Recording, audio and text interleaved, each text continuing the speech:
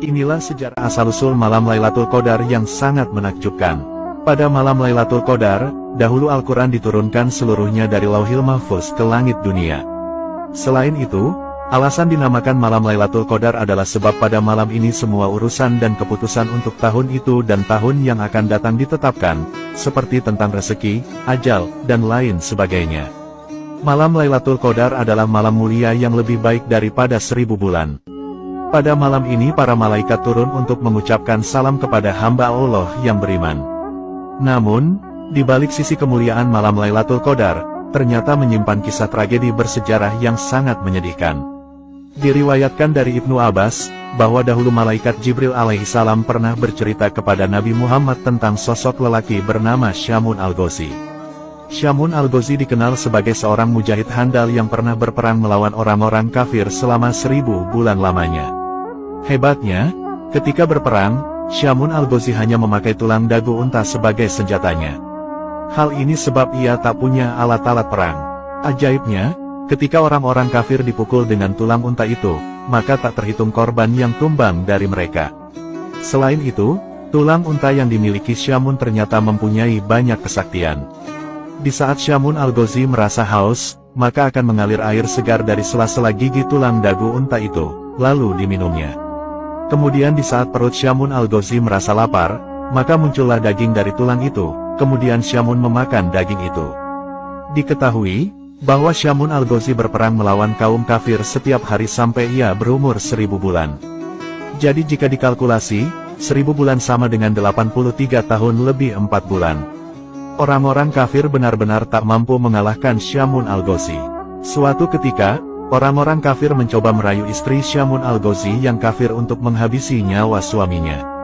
Orang-orang kafir lalu berkata kepada istri Syamun, "Sungguh, kamu akan aku beri harta yang melimpah jika kamu mau membunuh suamimu." Istri Syamun menjawab, "Aku tak mampu membunuhnya." Orang-orang kafir lantas berkata, "Kami akan berikan kamu seutas tali yang kuat. Ikatlah kedua tangan suamimu itu dan juga kedua kakinya saat sedang tidur. Lalu, nanti kami yang akan menghabisinya." Kemudian, istri Syamun menyetujui tawaran itu. Ketika Syamun sedang tidur pulas, sang istri yang durhaka itu lantas mengikat tubuh Syamun sekuat-kuatnya menggunakan tali pemberian orang kafir. Ketika Syamun terbangun dari tidurnya, ia pun terkaget dan bertanya kepada sang istri, "Siapakah yang mengikatku?" Sang istri menjawab, "Akulah yang mengikatmu hanya untuk menguji kekuatanmu." Atas kekuatan dan kekuasaan dari Allah Subhanahu wa Ta'ala, Syamun lantas dengan mudahnya mampu melepaskan tali-tali yang mengikat tubuhnya itu. Karena hal itu gagal, kemudian orang-orang kafir memberikan sebuah rantai lagi kepada istri Syamun untuk mengikat sang suami. Diharapkan semoga saja Syamun tak mampu melepaskan tali rantai itu. Namun aksi gila itu tetap gagal kembali, karena Syamun dengan mudahnya mampu melepaskan rantai yang kuat itu. Syamun al-Ghazi lantas berkata kepada sang istri, "Wahai istriku, aku ini seorang waliullah. Tidak ada satupun di dunia ini yang bakal mampu mengalahkanku kecuali rambutku ini." Dari jawaban itu, diketahui memang Syamun memiliki rambut yang panjang. Rambut itulah penyebab dirinya tidak bisa dikalahkan oleh musuh siapapun juga.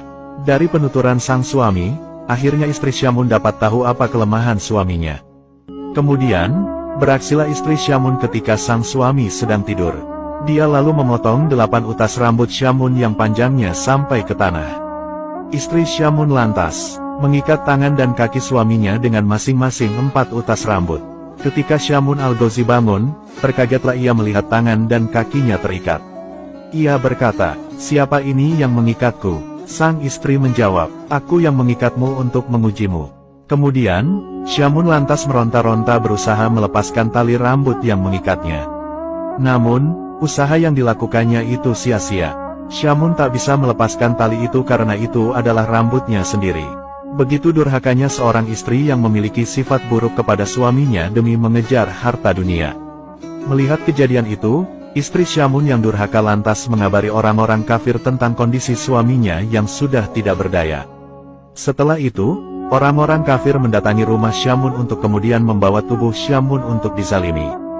Ketika telah sampai di tempat penyiksaan, tubuh Syamun lalu diikat di sebuah tiang.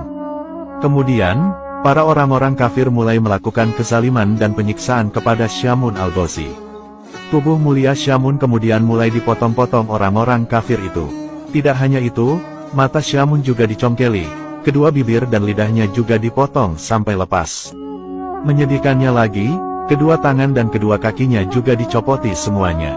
Melihat nasib malang hambanya, Allah Subhanahu wa Ta'ala lantas memberikan pertolongan kepada Syamun. Allah Subhanahu wa Ta'ala berfirman, "Perlakuan apa yang kamu inginkan dariku terhadap mereka?" Syamun lantas menjawab, "Berilah hamba kekuatan, sehingga dapat kugerakkan tiang rumah ini hingga merobohi mereka." Allah Subhanahu wa Ta'ala lalu mengabulkan permohonan Syamun. Allah Subhanahu wa Ta'ala kemudian memberikan kekuatan dahsyat dalam tubuh Syamun. Ketika Syamun menggerakkan tubuhnya, maka seketika itu bangunan bergetar dan bergoncang dahsyat, atap-atap bangunan seketika rontok dan menimpa seluruh orang-orang jahat itu. Seluruh orang kafir yang tertimpa bangunan langsung binasa seketika termasuk istri Syamun yang durhaka. Kemudian, Allah Subhanahu wa Ta'ala mengembalikan anggota tubuh Syamun yang terpotong menjadi utuh kembali seperti sedia kala. Setelah peristiwa menakjubkan itu, Syamun al-Ghazi lantas masih hidup dan beribadah selama 1000 bulan lagi. Di setiap malam beliau selalu bangun dan mengerjakan sholat, sedangkan di siang harinya beliau selalu berpuasa. Begitulah aktivitas kehidupan sehari-hari Syamun al-Ghazi hingga akhir hidupnya. Syamun al-Ghazi wafat dan gugur setelah syahid saat berjuang di jalan Allah Subhanahu wa Ta'ala. Setelah mendengar kisah luar biasa itu, para sahabat Rasulullah lantas menangis haru dan ingin sekali seperti Syamun. Mereka lantas bertanya kepada Rasulullah, "Ya Rasulullah, apakah engkau tahu pahalanya?" Rasulullah menjawab, "Aku tidak tahu." Dari situlah Allah kemudian mengutus malaikat Jibril untuk turun dengan membawa surat Al-Qadar. Allah berfirman, "Wahai Muhammad, aku beri kamu beserta umatmu malam Lailatul Qadar, yang beribadah pada malam itu lebih utama daripada beribadah selama 1000 bulan. Subhanallah, semoga kisah ini bermanfaat